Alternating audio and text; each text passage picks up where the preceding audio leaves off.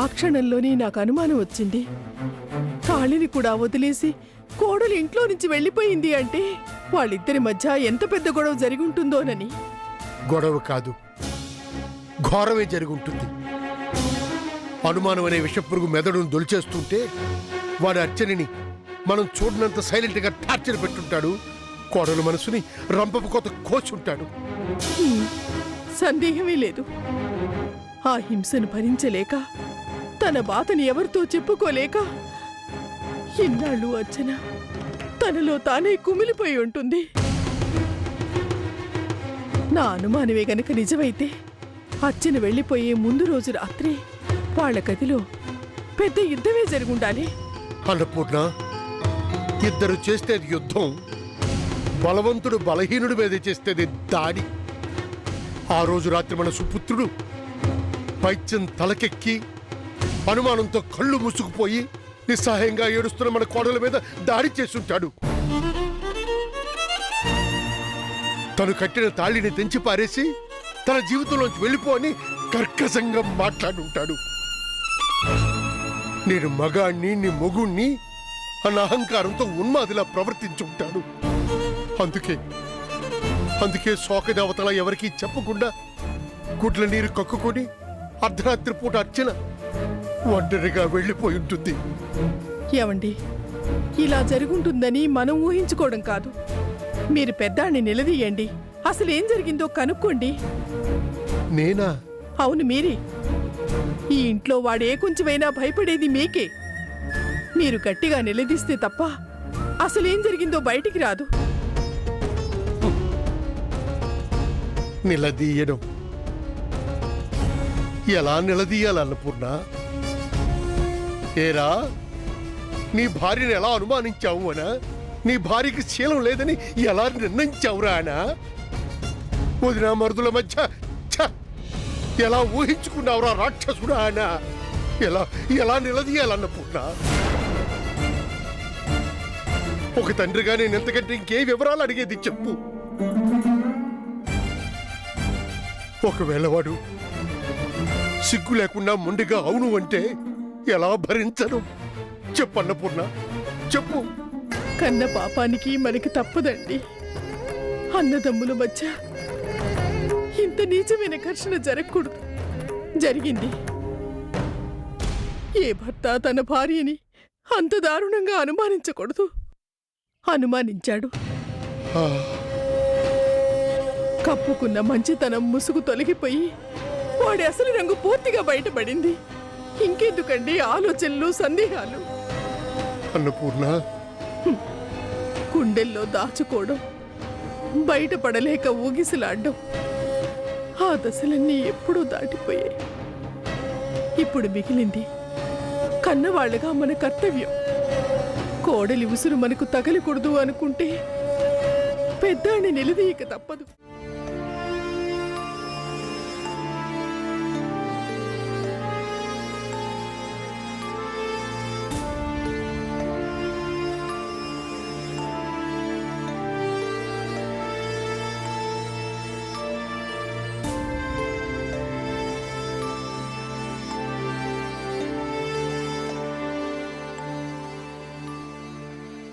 స్వప్న, అక్కడే ఆగిపోయావే, రామ్మా.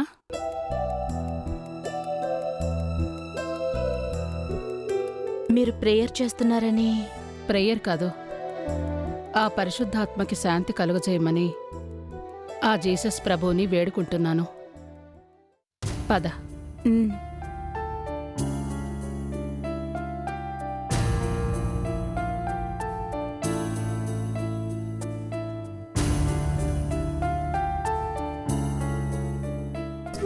సిస్టర్, నేను మిమ్మల్ని ఆంటీ అని పిలవచ్చా?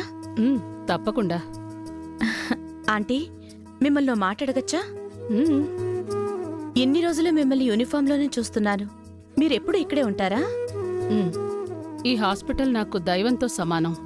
అందుకే నాకు ఉండడానికి వేరే క్వార్టర్ ఇచ్చినా రోజులో ఎక్కువ భాగాన్ని ఇక్కడే గడుపుతున్నాను. అంటే మీకెవ్వరూ లేరా? ఎందుకు లేరు? ఈ హాస్పిటల్లో అందరూ నావాళ్లే.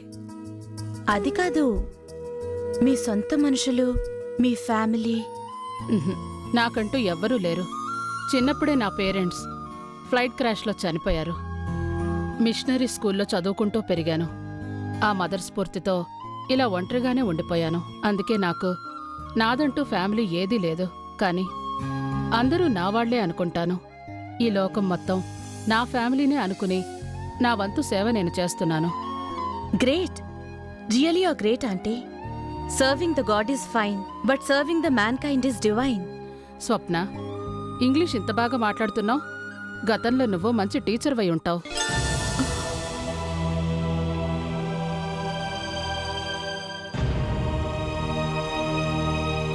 స్వప్న, ఎంత ప్రయత్నించినా నీకేదీ గుర్తు రావట్లేదా? గుర్తు రావటం లేదు. బలవంతంగా గుర్తు చేసుకోవాలని ప్రయత్నిస్తే మెదడులో నరాలన్నీ చిట్లిపోతున్నంత బాధ. 1,00,000 సుత్తుల్ని పట్టుకుని ఎవరో నా తలని బద్దలు కొడుతున్నంత నొప్పి. భరించలేని ఆ బాధని, నొప్పిని ఓర్చుకుంటూ నా గతాన్ని నేనే తవ్వుకోవాలని చూసినా కళ్ళ ముందు చీకటి వలయాలు తప్ప ఇంకేదీ కనిపించదు. ఏది గుర్తురాదా అంటే ఏది గుర్తురాదు.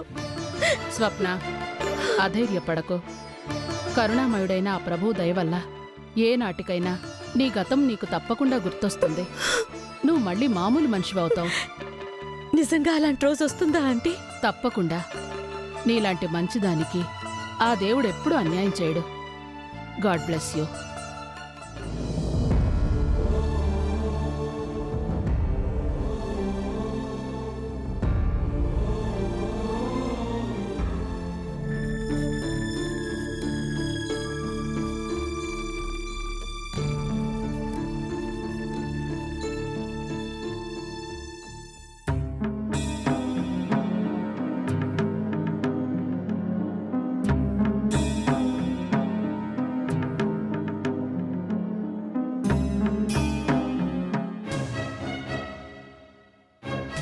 పెద్దాడా,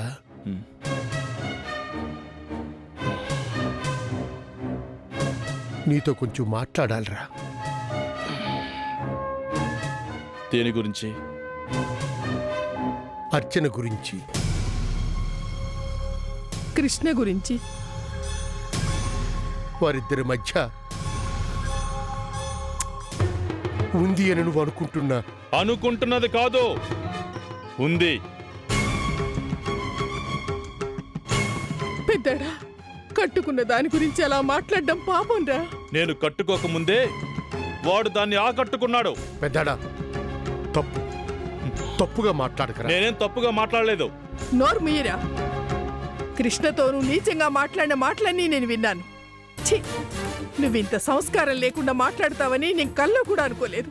అమ్మా, అమ్మ అమ్మ, అక్క, చెల్లి ఈ అనుబంధాల గురించి తెలిసిన వాడివైతే నువ్వింత అసహ్యంగా ఆలోచించేవాడివే కాదు. అనుమానంతో రగిలిపోతూ. అనుమానంతో కాదు, ఆధారంతో.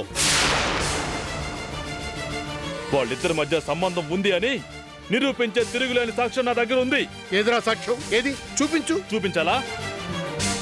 ఇదిగో చూడండి.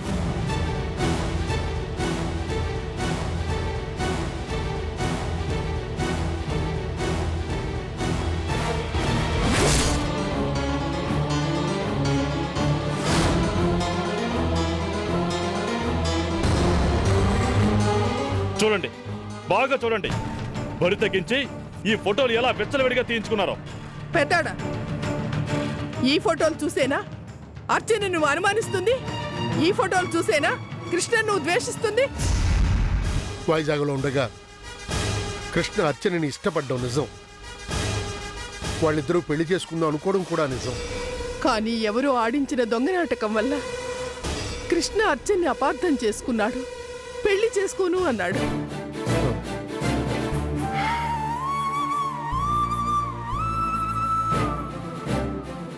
అలాగా నిశ్చితార్థం దాకా వచ్చిన పెళ్లి ఆగిపోయింది.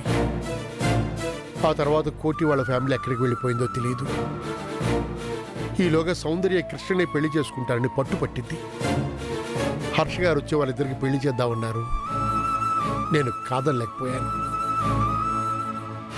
ఆ తర్వాత చాలా రోజులకి దేవుని దయ వల్ల నువ్వు కనిపించావు. అప్పటికే పూజని పోగొట్టుకొని అర్చన్ని పెళ్లి చేసుకున్నావని తెలిసింది. సుఖంగా మీ ఇద్దరు కాపురం చేసుకుంటుంటే అనవసరంగా అందరూ మర్చిపోయిన గతాన్ని గుర్తు చేయడం తప్పనిపించింది.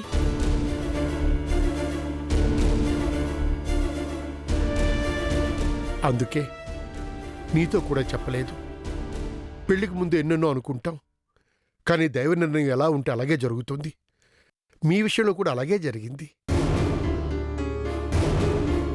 కానీ ఒక్క మాట, అర్చన తన వదినని తెలిసాక నీ తమ్ముడు తనని నాతో సమానంగానే భావించాడు. ఓ తల్లిలాగే అభిమానించాడు. ఆ తర్వాత అర్చన కృష్ణని తన మరిదిగానే భావించింది తప్ప గతం తాలూకా జ్ఞాపకాలు ఏమాత్రమూ లేవురా. అలాంటి వాళ్ళిద్దరినీ నువ్వు అనుమానించడం పాపం రా. పాపం నేను చేసింది కాదు, వాళ్ళు చేసింది. అందరి ముందు వదిన మరుదుల్లా నటిస్తూ దొంగచాటుగా రంకు సాగిస్తూ వచ్చారు. పెద్దాడా, ఇంత చెప్పినా నీ మనసు మారలేదంటే చెయ్. మారలేదంటే కాదు, మారదు. మీరే కాదు, ఆ దేవుడే దిగి వచ్చి వాళ్ళిద్దరికీ కాంటాక్ట్ సర్టిఫికేట్ ఇచ్చినా నేను నమ్మను కాక నమ్మను. ఉంది, వాళ్ళిద్దరి మధ్య అక్రమ సంబంధం ఉంది. ఆ పాపపు ముద్దే దాని కడుపులో పెరుగుతుంటే చూసి భరించలేకే సీమంతానికి ముందు రోజు రాత్రే దాన్ని ఈ చేత్తోనే. అంటే అర్చన కింద పడిపోవడానికి కారణం చీర కుచ్చిళ్ళు తట్టుకుని కాదా? మాట్లాడవేరా దుర్మార్గుడా. నాకిప్పుడు అర్థమవుతోంది అర్చనకి ఎందుకు అభాషణ అయిందో. అయ్యో అయ్యో, ఎంత పని చేసావురా దరిద్రుడా. నీ అనుమానంతో పుట్టబోయే వారసుని మొక్కలోనే తుంచేశావు కదరా. నష్టమేమీ లేదు, శని వదిలిపోయింది.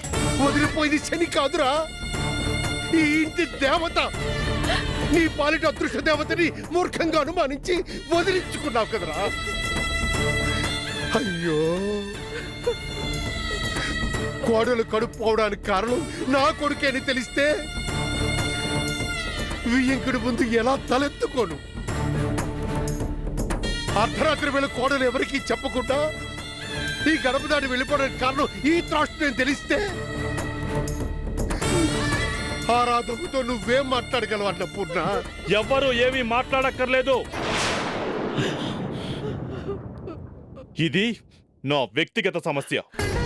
విన్నారండి, విన్నారా? మీ కొడుకు ఎంత గొప్పవాడైపోయాడు. వినడం కాదు, పొంగిపోతున్నారు. పుట్టక ముందే బిడ్డను హత్య చేసి అనుమానంతో భార్యని హింసించి కట్టిన తనని తెంచేసిన ఇలాంటి కిరాతకుడు జన్మనిచ్చినందుకు గర్వంతో ఉప్పొంగిపోతున్నాను అన్నపూర్ణ. నాన్నగారు, దోరుముయ్యరా.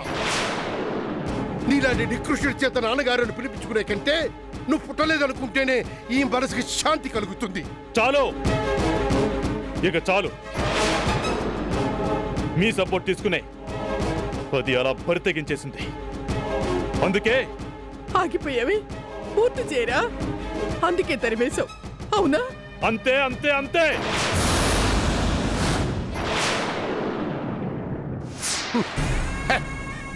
అన్నపూర్ణ, వచ్చిన పని అయిపోయింది. నిలదీయమన్నావు కదా, వాడే మనల్ని నిలదీస్తున్నాడు. నా పర్సనల్ లైఫ్ లో దూరడానికి మీరెవరు అని. ఇంకా ఎందుకు ఇక్కడ పతా? ఏమండి, చెవిటి వాడి ముందు శంకు పూస్తే ఎంత ఉపయోగమో ఇలాంటి మూర్ఖుడికి నచ్చ చెప్పడం కూడా అంతే ఉపయోగం. ఎవరికి ఎలా రాసి పెట్టుందో అలాగే జరుగుతుంది, అలాగే జరుగుతుంది, అలాగే జరుగుతుంది. చెయ్.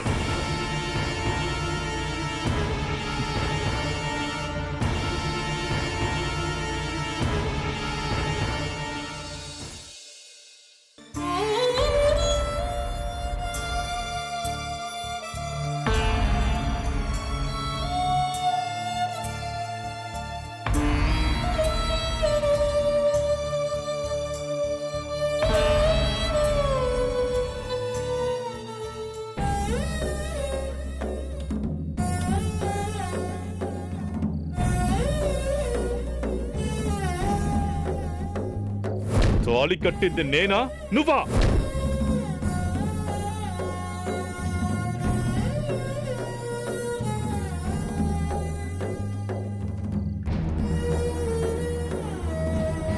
కాపురం చేసింది నేనా నువ్వా?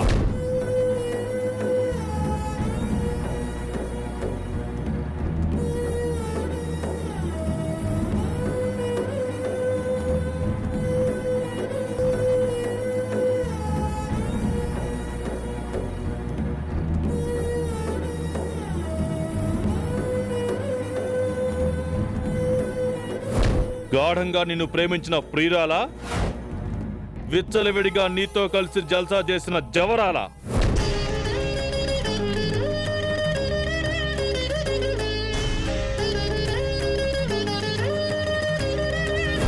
ఈ ఫోటోలు చూసి చెప్పు.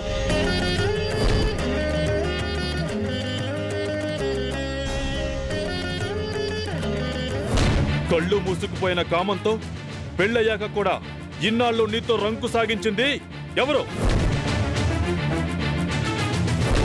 అన్నయ్య అంటూ వదినతో కులికిన వాణ్ణి, కృష్ణ అంటూ మరిదినే మరిగిన దాన్ని నా జీవితంలో మిమ్మల్ని చూశాను. అలాంటి బజారు దాన్ని నా జీవితంలో చూడలేదురా.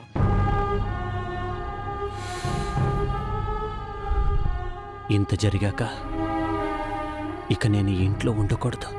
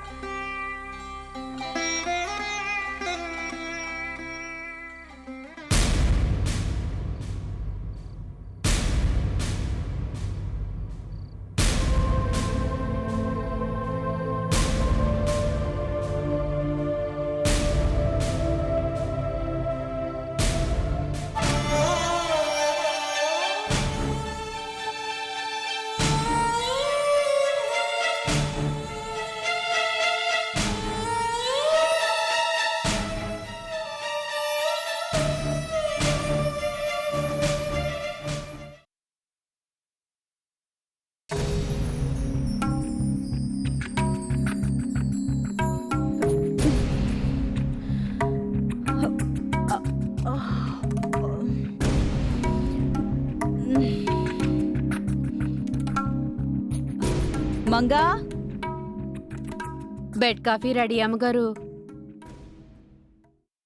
చిన్నయ్య గారు లేచారా? కనిపించలేదమ్మగారు. రాత్రి నేను క్లబ్ నుంచి వచ్చేసరికి బాగా లేట్ అయిపోయింది. నేను పడుకున్నాకొచ్చారేమో.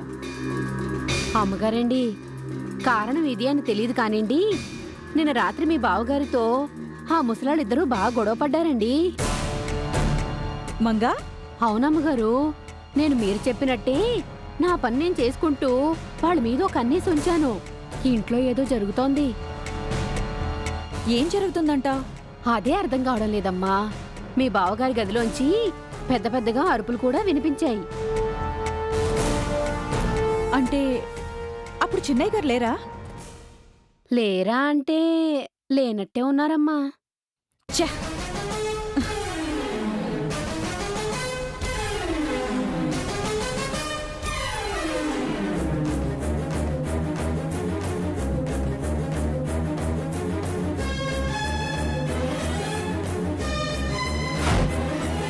ఏం చేస్తున్నారు? ఓ, కాఫీలు తాగుతున్నారా? ఓకే ఓకే, తాపీగా తాగండి, కంగారేం లేదు. ఇంట్లో ఎవరున్నా ఎవరు లేకపోయినా మనకేంటి, వేళకి కాఫీలు భోజనాలు కానివ్వండి కానివ్వండి. సౌందర్య, ఏం జరిగిందమ్మా? ఏం జరిగిందా? ఇంట్లోంచి ఒక శాల్తీ మిస్ అయింది.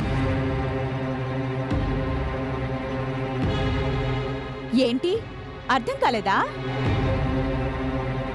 తమరి చిన్న కొడుకు గారు కనిపించటం లేదు.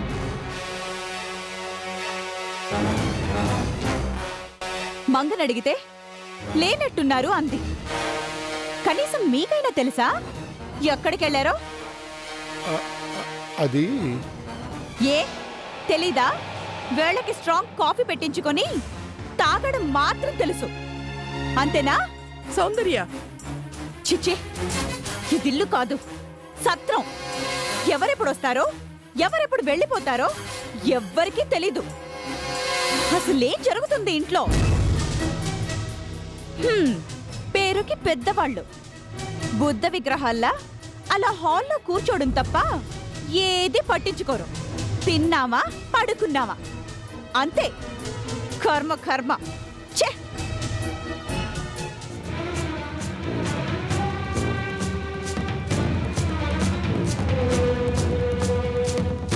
ఏమిటండి ఇది? సౌందర్య ఏమిటి కృష్ణ గదిలో లేడు అంటుంది? నాకెందుకో భయంగా ఉందండి. నిన్న పెద్దాడు అంత నీచంగా దారుణంగా మాట్లాడినందుకు కృష్ణ ఎటైనా వెళ్ళిపోయాడేమోనని నాకు అనుమానంగా ఉందండి.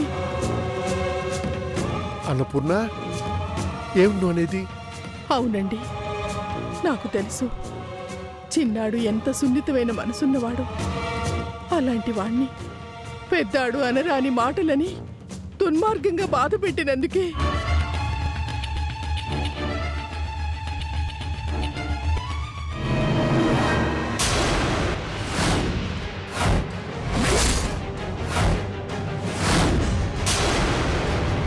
ఏమైంది?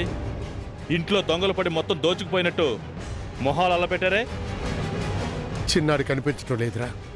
ఇంకే పేపర్లో ప్రకటన వేయించండి, కనిపించట్లేదు అని. పెద్దడా, ఆ మొన్న పెద్ద కోడలు, ఇవాళ చిన్న కొడుకు. విడివిడిగా 2 ప్రకటనలు ఎందుకు? డబ్బు దండగా కలిపేయమండి ఒకే దాంట్లో, ఫోటోలతో సహా. కనిపించడం లేదు అని కాదు, కలిసి లేచిపోయారు అని.